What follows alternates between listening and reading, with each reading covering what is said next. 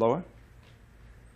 Jai, that's good. Jaya Radha Madhava Kunjabi Hari.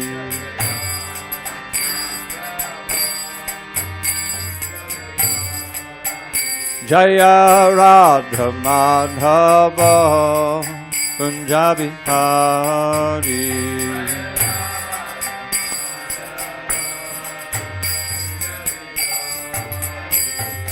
Gopijana Vallabha Girivaradhari.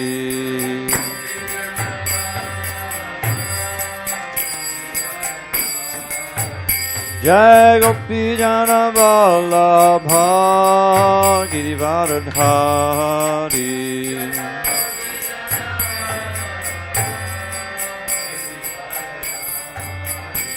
Yashodanandana Vajjana Randana.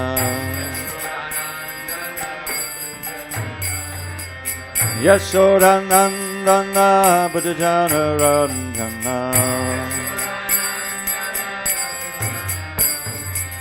Jamuna Tira Vanachari. Yamuna Tira Vanachari. Jaya Radha Madhava Kunjabi Hari.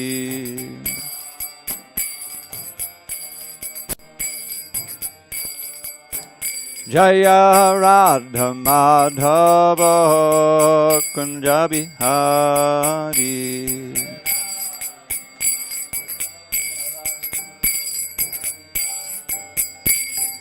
Gopi Jana Vallabha Girivaradhari.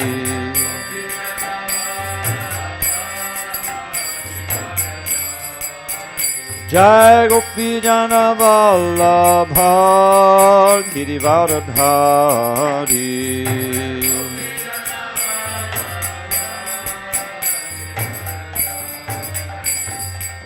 Yashodanandana Vajjana Randana. Yashodanandana Vajjana Randana. Jamuna Tira Vanachari. Jamuna Tira Vanachari.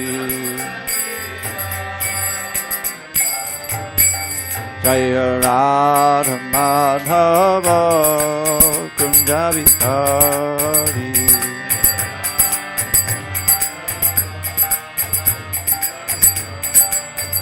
Jaya Radha Madhava Kunjabi Hari.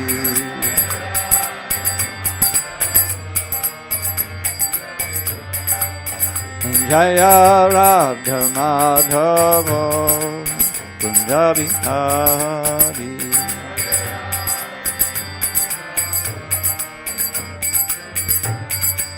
Jaya Radha Madhava Kunjabi Hari.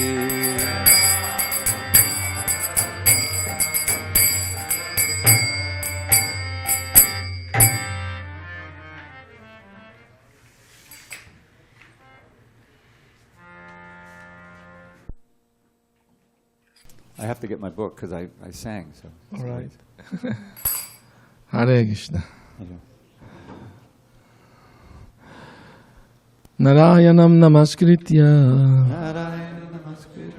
Naram Chaiva Narottamam Devim Saraswatim Vyasam Tato Jayamudhirayet Nasta Prayesha Vadreshu Nityam Bhagavata Sevaya Bhagavati Uttama Shloke Bhaktir Bhavati Naishtaki Om Namo Bhagavate Vasudevaya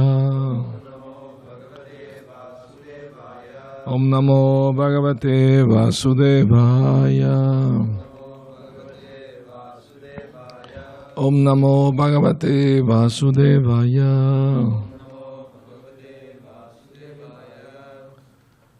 So, Dravida Prabhu is going to read from the 5th canto, chapter 14, the material world as the great forest of enjoyment. Thank you, Prabhu.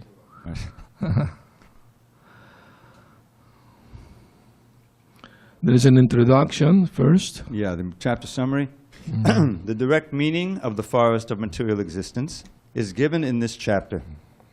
Merchants sometimes enter the forest to collect many rare things and sell them at a good profit in the city. But the forest path is always bedecked with dangers. When the pure soul wants to give up the Lord's service to enjoy the material world, Krishna certainly gives him a chance to enter the material world. As stated in the Prema Vivarta, Krishna Bahemukha Handa Bhoga Vancha Kare. This is the reason the pure spirit soul falls down to the material world. Due to his activities under the influence of the 3 modes of material nature, the living entity takes different positions in different species. Sometimes he is a demigod in the heavenly planets, and sometimes a most insignificant creature in the lower planetary systems. In this regard, Srila Narottam Das Thakur says, Nana Yoni Sada Pire. The living entity passes through various species. Kardarya Bhakana Kare. He is obliged to eat and enjoy abominable things. Tar Janma Adhak Pate Jai. In this way, his whole life is spoiled. Without the protection of an all-merciful Vaishnav, the conditioned soul cannot get out of the clutches of Maya. As stated in the Bhagavad Gita, Manakshastan Indriyani Prakatistani Karshati. The living entity begins material life with his mind and the 5 knowledge-acquiring senses, and with these he struggles for existence within the material world. These senses are compared to rogues and thieves within the forest. They take away a man's knowledge and place him in a network of nescience. Thus the senses are like rogues and thieves that plunder his spiritual knowledge. Over and above this, there are family members, wife and children. There are family members, wife and children, who are exactly like ferocious animals in the forest. The business of such ferocious animals is to eat a man's flesh. The living entity allows himself to be attacked by jackals and foxes, wife and children, and thus his real spiritual life is finished. In the forest of material life, everyone is envious like mosquitoes, and rats and mice are always creating disturbances. Everyone in this material world is placed in many awkward positions and surrounded by envious people and disturbing animals. The result is that the living entity in the material world is always plundered and bitten by many living entities. Nonetheless, despite these disturbances, he does not want to give up his family life, and he continues his fruitive activities in an attempt to become happy in the future.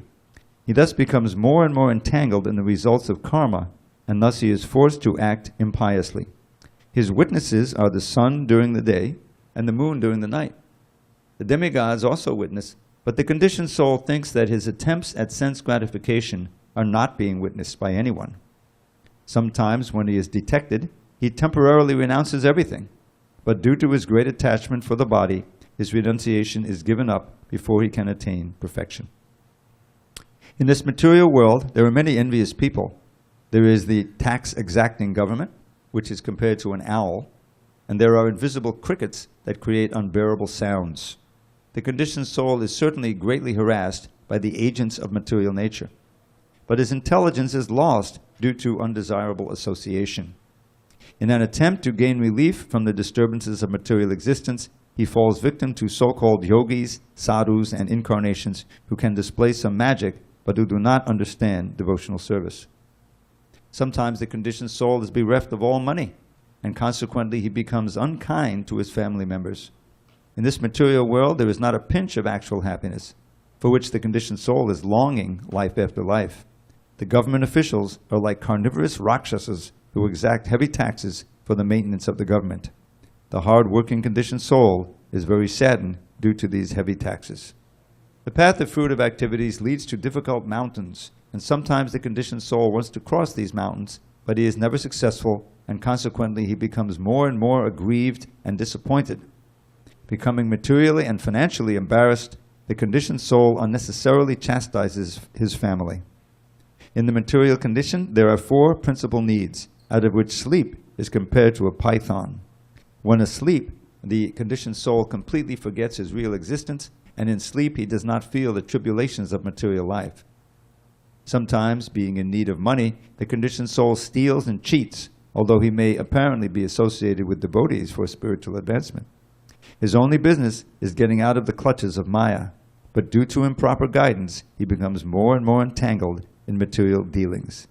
This material world is simply an embarrassment and is composed of tribulations presented as happiness, distress, attachment, enmity, and envy. On the whole, it is simply full of tribulation and misery. When a person loses his intelligence due to attachment to wife and sex, his entire consciousness becomes polluted. He thus only thinks of the association of women. The time factor, which is like a serpent, takes away everyone's life, including that of Lord Brahma and the insignificant ant.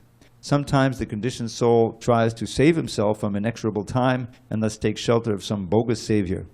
Unfortunately, the bogus savior cannot even save himself.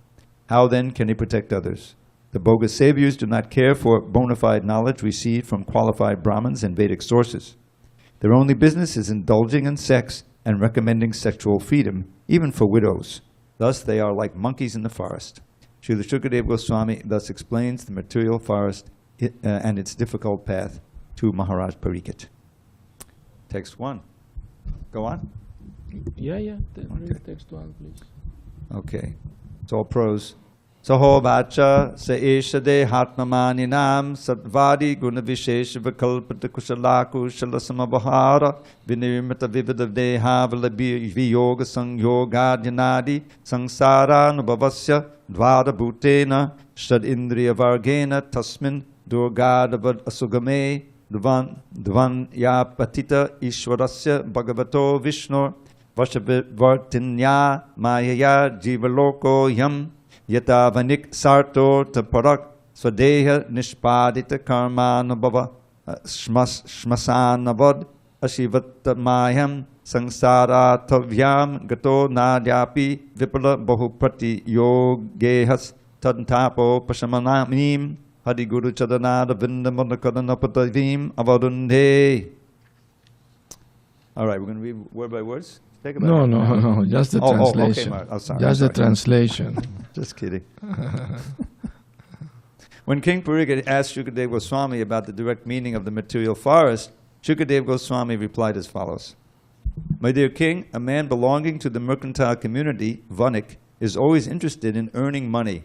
Sometimes he enters the forest to acquire some cheap commodities like wood and earth and sell them in the city at good prices. Similarly, the conditioned soul, being greedy, enters this material world for some material profit. Gradually, he enters the deepest part of the forest, not really knowing how to get out. Having entered the material world, the pure soul becomes conditioned by the material atmosphere, which is created by the external energy under the control of Lord Vishnu. Thus, the living entity comes under the control of the external energy, Daivi Maya. Living independently and bewildered in the forest, he does not attain the association of devotees, who are always engaged in the service of the Lord. Once in the bodily conception, he gets different types of bodies, one after the other, under the influence of material energy, and impelled by the modes of material nature, Sattva-guna, Rajoguna, and Tamoguna. In this way, the conditioned soul goes sometimes to the heavenly planets, sometimes to the earthly planets, and sometimes to the lower planets and lower species. Thus he suffers continuously due to different types of bodies. These sufferings and pains are sometimes mixed. Sometimes they are very severe, and sometimes they are not. These bodily conditions are acquired due to the conditioned soul's mental speculation. He uses his mind and 5 senses to acquire knowledge, and these bring about the different bodies and different conditions. Using the senses under the control of the external energy, Maya, the living entity suffers the miserable conditions of material existence. He's actually searching for relief, but he is generally baffled, although sometimes he is relieved after great difficulty. Time out for 1 second. Okay. I'm sorry. He's actually searching for relief, but he's generally baffled, although sometimes he's relieved after great difficulty. Struggling for existence in this way, he cannot get the shelter of pure devotees, who are like bumblebees engaged in loving service at the lotus feet of Lord Vishnu. Did I read the purport? Please. Purport. The most important information in this verse is, at the very end, Hari Guru Charana Adavinda Madhukara Anupadavim.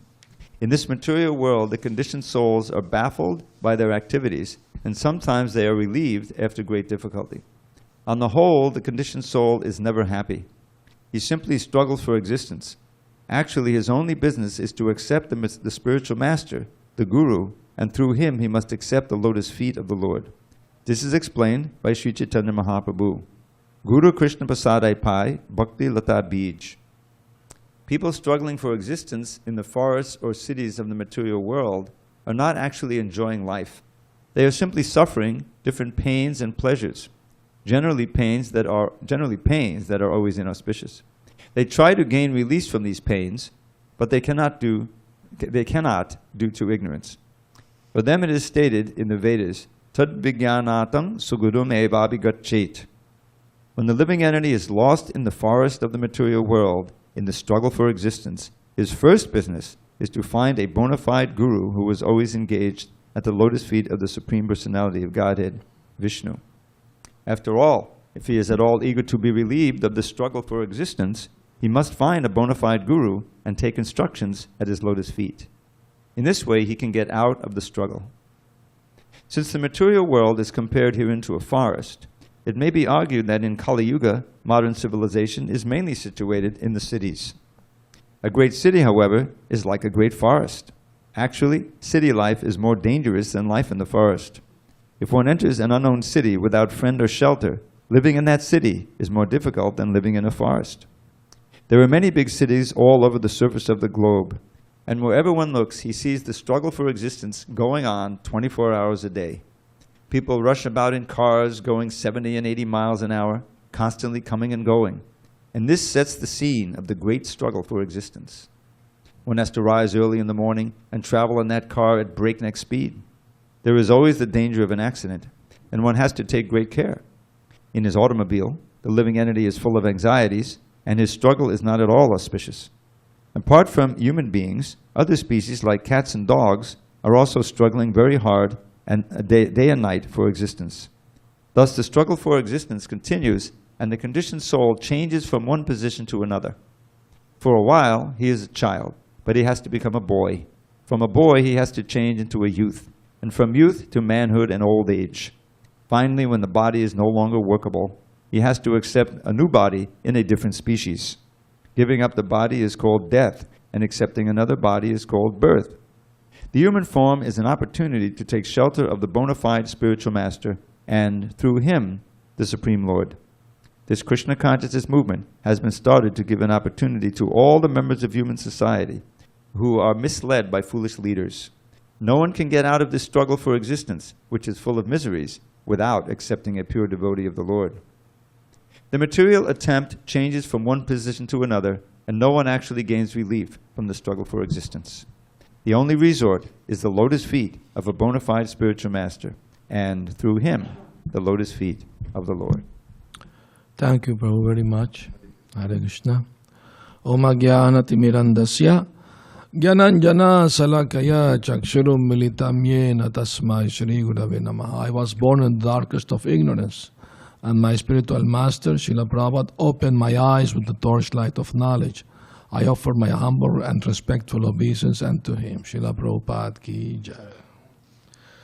So this is a vivid description of the material world and the conditioned soul who are struggling within it. So Krishna says that in Bhagavad Gita, no? Mamaibamso jiva loke jiva bhuta sanatana manasastranindriyani prakritistani karshati.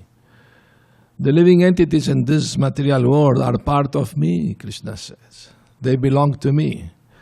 But due to the conditioning of the mind and the senses, they are struggling very hard in this material existence. And this struggling means to survive. Nobody wants to die. Nobody wants to suffer, to get old or sick. So the struggle is to live. But for how long? That's the whole thing. No? Life is temporary. Dukkhalayam ashashvatam. Krishna confirmed this material world is a temporary place full of miseries. So that's the confirmation of the one who created this world. He's the manufacturer. He knows better his product than anybody else. Others may say, oh, you come, enjoy, Yeah. Here in America, it's very common. People say to one another, enjoy, enjoy. Enjoy and suffer. With the same intensity you enjoy, you have to suffer later on. That's the law of karma, So due to ignorance only, people are struggling and struggling for existence without a spiritual goal in their life. Their lives are miserable. Despite the situation in big cities, they have to go so many miles away from their home to work. The traffic, get angry at others, drivers, because they don't drive correctly. Sometimes there is an accident. So many problems. As soon as they wake up, put on the news, drink coffee, smoke a cigarette. That's a miserable life. And what does Pac eating? They eat any horrible thing. Yeah. There was one man who did the documentary about for 1 month he will eat only McDonald's food. And he did a medical check before and after. And after he was so many health problems, so many diseases he got just by eating McDonald's for 1 month. To prove, they tried to stop him actually. They tried to bribe him or stop him or somewhat, but it didn't work. He did it, and it's crazy, to say. People they don't care. Whatever pleases the tongue doesn't matter. It tastes good, it's okay, it's all right, Doesn't matter. So, anyway, so this material forest of enjoyment, one may say, okay, cities are not forests, but it's an asphalt jungle. Prabhupada said he was in New York, and sometimes somebody collapses in the middle of the street, nobody will help. They will pass over the person. They will not stop. Heartless, And Prabhupada said also that when he came to America, he thought everybody, at least has the basic needs. Most people are rich, But he saw, in the Bowery, so many drunkards sleeping on the street, struggling, Like that. I say, wow, it's not like that everywhere.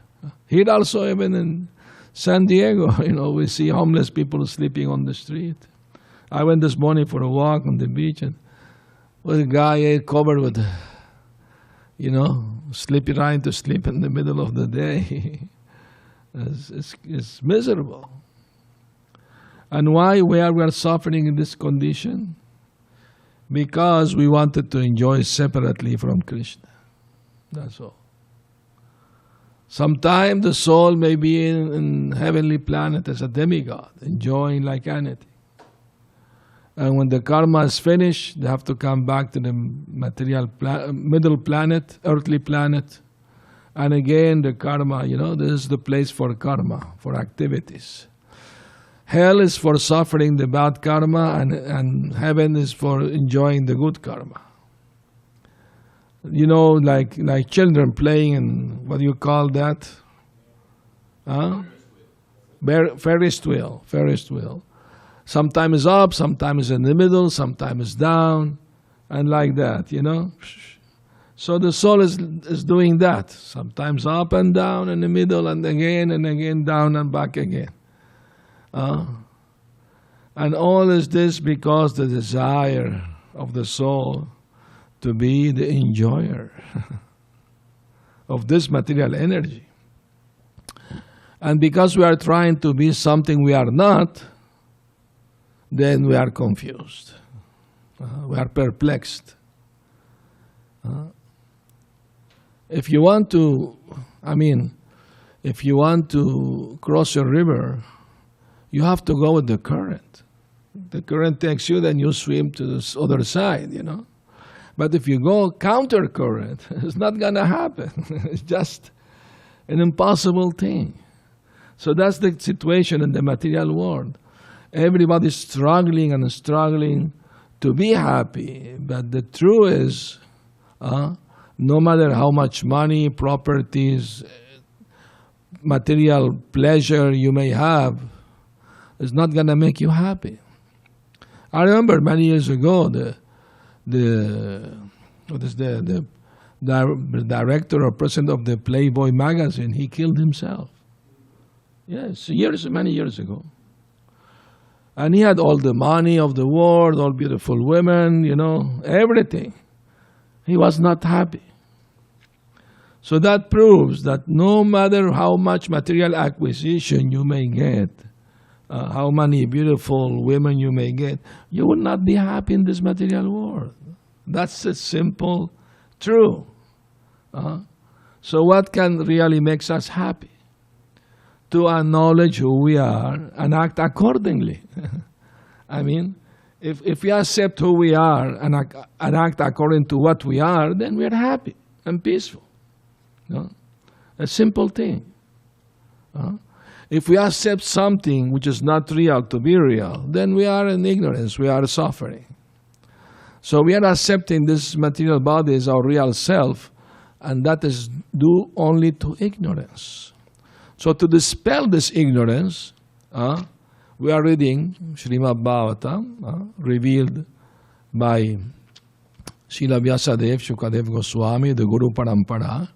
We are receiving it through Srila Prabhupada and explaining according to his own experience. Prabhupada speaking from his own experience. He say, I was a Calcutta boy. I know, all the tricks and all the things, And in New York also, he lived through so many experiences there, He said, I was struggling to survive. I had to go out, sell my books every day just to buy some vegetables and pay the room rent. But I have full faith in Krishna that he will help me not just survive, but to preach the Krishna conscious movement all over the world. When Srila Prabhupada registered the society in New York in July 1966, some of his friends and well-wishers, they advised him, better call it International Society for God Consciousness. It's easier for people to understand, to accept. He said, no, people don't know who's God. I'm going to present to them who's God. And Krishna is God. So we are going to call it the International Society for Krishna Consciousness. And they said, but why international? We only have one temple here in New York. Why call it international, And he said, you don't know. That's the prophecy of Lord Chaitanya. He said every town and village, it's going to happen. With me or without me. Krishna already decided that. We just have to be an instrument, Prabhupada said. Prabhupada was traveling all over the world. Sometimes he gets sick. He has to rest for a few months, in one place. But he said, I want to die in the battlefield like a soldier for Krishna. That is my wish.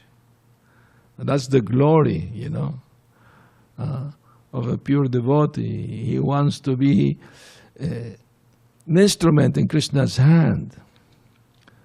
And that's what makes devotional service such a great challenge.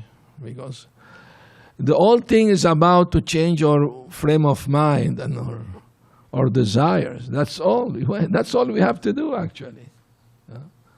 Once we change our frame of mind, taking it from sense gratification to self-realization. The purpose of human life is not sense gratification, it's self-realization. Sense gratification is needed only to maintain the body. You need to sleep, you need to eat, take care of your health, a place to live. That's fine. Everybody has to do that. But the basic things are necessary, and which are, eating, sleeping, mating, defending. We can't live without eating or sleeping, but we can live without sex life. That's possible. Many people, not so many, few, can do it, I mean to say, if you can't do it, then get married. But don't fool around, trying to pick up girls and that's not nonsense. When Prabhupada was in Venezuela, one man asked him in the class, Prabhupada gave a class, and said,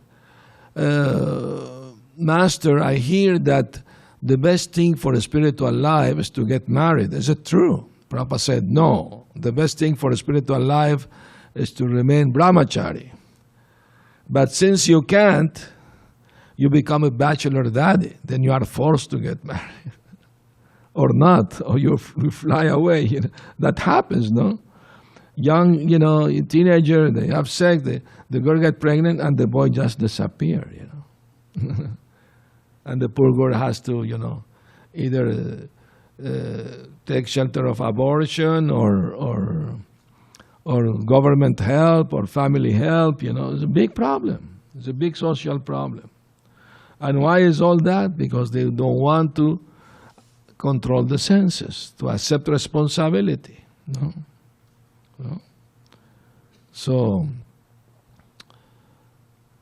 although here it is said very strongly that the wife and the children are like jackals and ferocious animals, because the man is working so hard just to maintain them,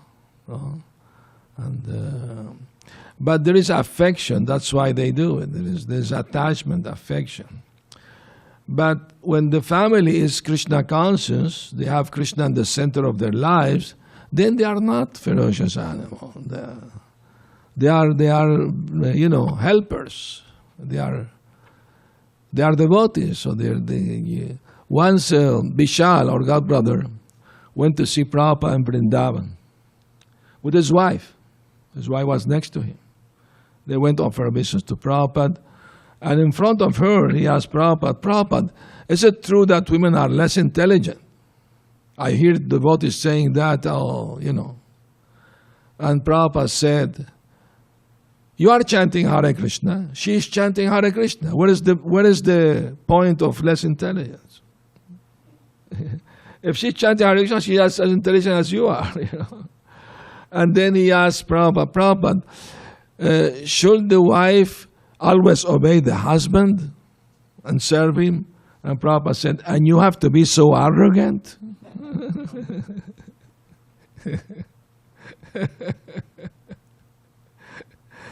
I mean, devotees have the tendency to twist things. They read something, they don't see it in the proper context. They try to misapply it in some way. It happens all the time. So we have to be balanced. The spiritual life means to know how to balance things, to understand them in the proper context, and apply them properly with love and compassion and tolerance, and appreciation of everyone's effort to serve Krishna. It's a very important thing to understand the philosophy correctly and explain it and apply it correctly. Then we can be a good instrument in Krishna's hand. Prabhupada himself had to apologize to one lady who wrote him a letter complaining about two devotees she met on the street, and they selling books, and they mistreated her because she didn't want to buy the book or something. And they were like angry at her and yelling at her. Prabhupada had to apologize. He said, I apologize for them. They are new devotees. I'm very sorry. They're trying, to do service to spiritual mission, which is trust, is praiseworthy. But they are new, they don't know, please forgive them. Like that. Prabhupada has to apologize for them. Once to some nice gentleman who come to the temple and help the temple, give donation, and once they have a meeting with Prabhupada and they ask him, Prabhupada, the movement and the philosophy are very nice, your books are wonderful and full of transcendental knowledge, but we don't understand one thing. Why devotee destroy everything they touch? So the doors, the cars, is it true or not? Yeah, generally speaking. Yeah, I mean, and Prabhupada said, he agreed. He said, yes, that's the price we have to pay for them not having illicit sex. That's the price we have to pay for them being celibate, not having illicit sex. I mean, all the passion they've paid against things,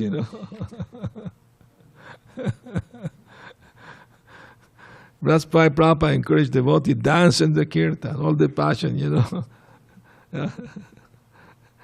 I remember when I started visiting the temple, on the Sunday feast, the devotee invited me to eat prasad with them, They usually did it before the feast, so they will be free to preach and don't worry about eating. And I was surprised to see the amount of food they eat, I was practicing yoga and I wasn't eating one fruit at the time, not mixing many things together, and sometimes do fast for 2-3 days, And I saw the devotee eating mountains of halva and and puris, and I said, what is the kind of yogis are this, But then right after the prasad, they will go up to the temple room and start a kirtan, everybody jumping like crazy, wow, this is a good way to to take care of that energy, to release that energy, in a spiritual way, of course. And then I became like them too. I started also eating mountains of, but I did something. I will fast like for 2-3 days, then go to the temple to have a big feast with the devotees. That was allowed. Hare Krishna. Anyway, so Krishna consciousness is a blissful process. Give us real knowledge. And devotees association, because in this world it's difficult to find people who are really interested in practicing spiritual life. Sometimes people have some interest and they fall in the hand of some cheater, some bogus so-called guru or avatar of God because he can make some magic and things like that. People are allured by this kind of things. And they accept, this is an avatar. What is his name in the scripture? Nowhere. So how can you accept, But people are sentimental and ignorant. And because they want things cheap, then they got cheated. Like that. Once a reporter asked Prabhupada, what do you think about bad gurus? And Prabhupada said, if they are bad, they are not gurus. You can't be bad and guru at the same time. It's not possible. So they are not gurus. They're just cheaters, posing as gurus. So it is difficult, nowadays in this fallen age to find the proper guidance, bona fide guidance.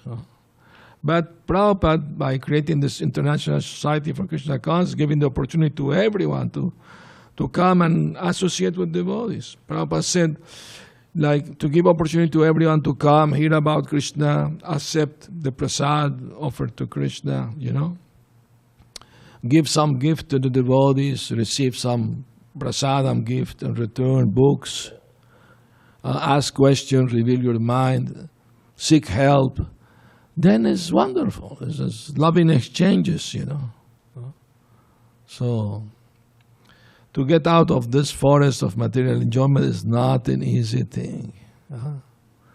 It's like, have you ever get lost in a big city?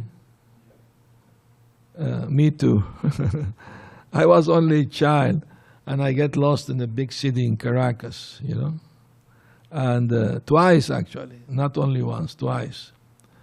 And the police took me to their station, and they made some announcement, you know, like this, and finally they got me. But I mean to say, it's very, very confusing when you are get lost. You don't know where you're going, or how to find your way out of, you know, being lost, you know. So this material world also are lost because we are forgetting who we are. Nice example of that is suppose a man have a car accident, and in that car accident he lost all his documents, and he's on the hospital. He doesn't have any ID on him. He lost his memory. He doesn't know who he is or what is his name or where he lives. Nothing. He doesn't remember anything. And when he's released, he's going out in the street homeless, you know, begging for food or sleeping on the street. And one day, a friend of his father find him. Oh, I know you. What are you doing on the street, dirty and like that, homeless? Well, I forgot who I am. I had an accident. Oh, I know your father. Come. I will take. Your father's a rich man. He can take nice care of you. But I can't take you like this, all dirty and smelly. Come to my home, get a bath, eat nicely, and shave up. I will take you to your father to present you to him. So in the same way, the spiritual master, you know, he tells us, why you're suffering in this world? I know your father, Krishna. He's very kind and merciful. He's very rich. You don't have to suffer in this world. Come, I will take you to him. But I can't take you like that, all dirty. And first follow these 4 rules, you know, and chant Hare Krishna. When you are clean enough, then I will present you personally to Krishna. You have to pass the test, the exam. And the final exam is called death. Whatever we have learned in life will be tested at the time of death. If we really learned actually this great science of Krishna consciousness. All right, thank you very much. Any comments or questions?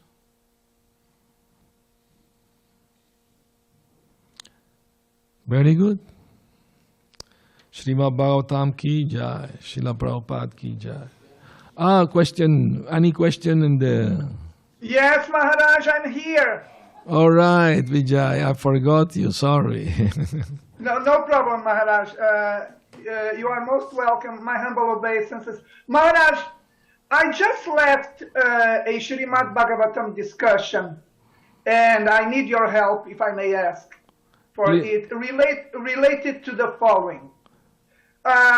We were discussing about the universal form showed by Lord Krishna to Arjuna.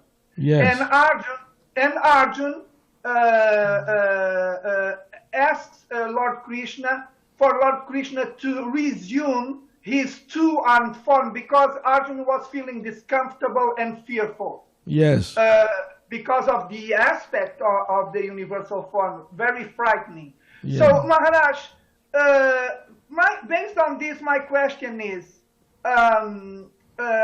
when I am in the presence, Arjuna was in the presence of Lord Krishna, but in my case, when I am in the presence of a genuine representative of Lord Krishna, like a teacher of Srimad Bhagavatam, a speaker on Srimad Bhagavatam, what is it that this genuine representative should not do? What is it that this genuine representative of Lord Krishna should do in order to make me feel comfortable and not fearful? All right. You got the question?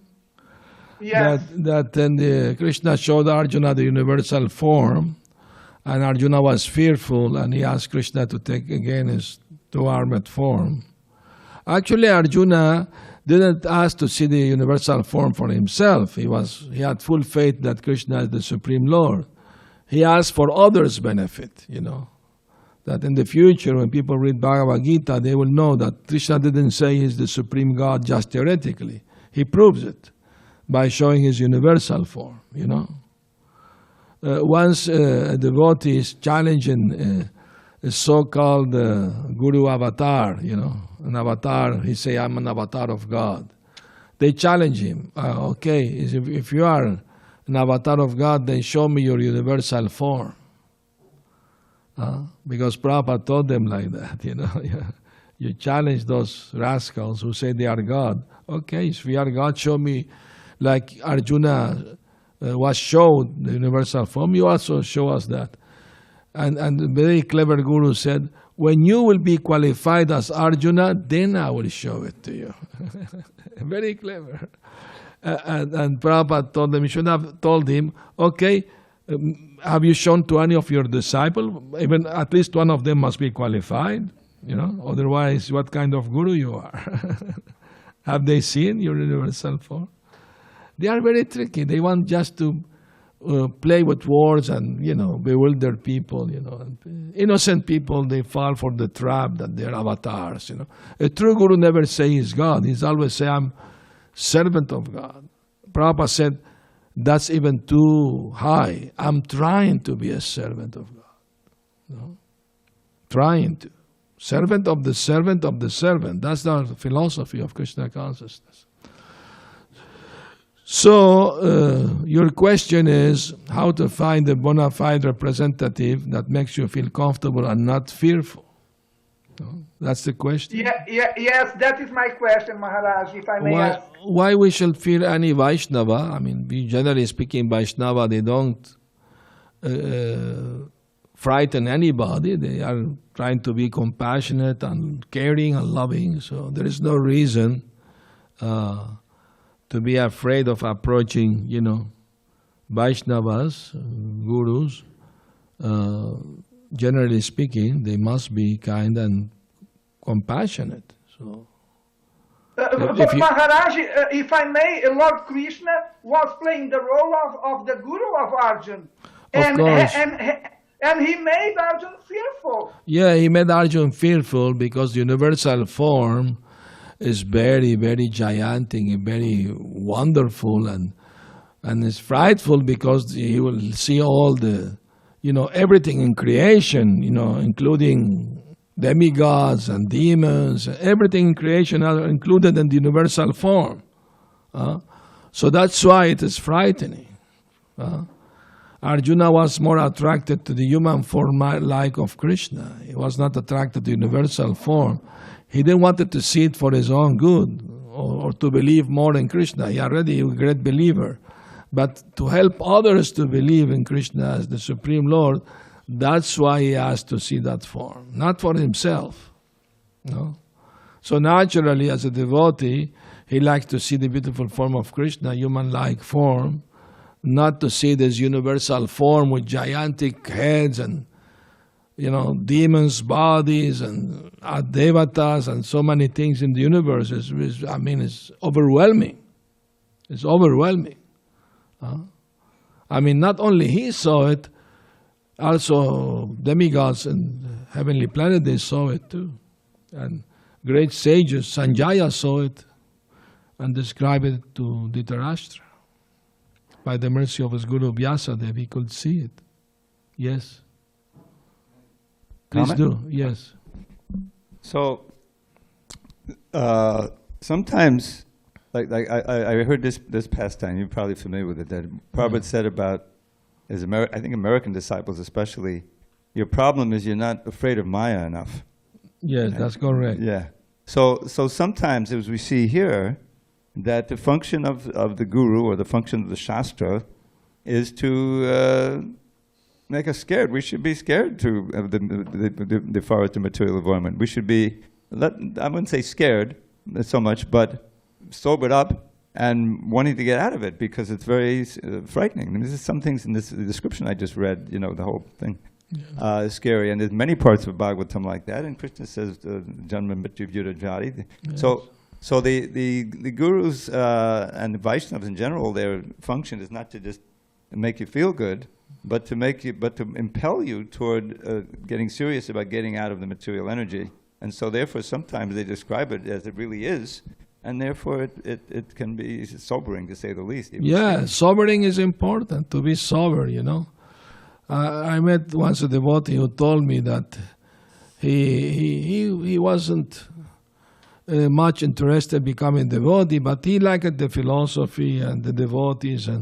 But after reading the description of the hellish planet, he said, no, I better become a devotee. I don't want to go there. It's horrible. I better become a devotee. I want to follow the 4 rules. I don't want... Yes. Well, that's good. That's good, you know. To be afraid of Maya is a good thing. It's not bad, you know. That reminded me of that. I will. I was part of the marathon that were, you know, producing the CC and the 17 books back in '75. So one of my assignments... How many months took to print the book? The whole thing was done in 2 months. In 2 months? Yeah. Amazing. Which is what Prabhupada said. It was amazing. I mean, it was impossible. A miracle, yeah. But so one of my assignments was, because I didn't pick and choose what I got to edit, they assigned me those chapters, the hellish chapters, you know. So we would work late at night. I mean, it was like a big marathon, you know, 24 hours. So I'm there in my room, and I'm working on this this chapter. You know, if you have illicit sex, you have to embrace the molten form of the opposite sex for thousands of years, and drink. You know, and if you drink, then you have to. And it was very sobering, you know. And I was realizing, as you said here, this was a better example, the best example. This is meant to impel us to want to get serious, so that we don't have to suffer those. And that, you know, that's not the ultimate motivation, but that's a good way. But that's a good motivation, you know. At least I don't want to suffer in hell, you know. Let me get out of here. So once Prabhupada was in the morning walk with the disciples, and one of them asked Prabhupada, why Maya is holding us and then doesn't let us go, you know. She's holding us very tightly. We can, no matter what we do, you know. Yeah, Maya is so strong. And Prabhupada went to a tree and hugged the tree, said, Maya, leave me alone. Let me go, let me go. So we are attached to Maya when blaming Maya. Maya is testing us, you know, to see if we want Krishna or we want to continue to be false enjoyers in the material world. So she's testing us. She's not bad. Maya is a pure devotee. But she has the thankless task to put to test those who are in this material world, you know, to see if what they really want, you know. Oh. Hare Krishna. Thank you very much. Hare Krishna. Srila Prabhupada ki Thank jai. you very much. And Ravida Prabhu, thank you for your contribution. Hare Krishna. Hare Krishna.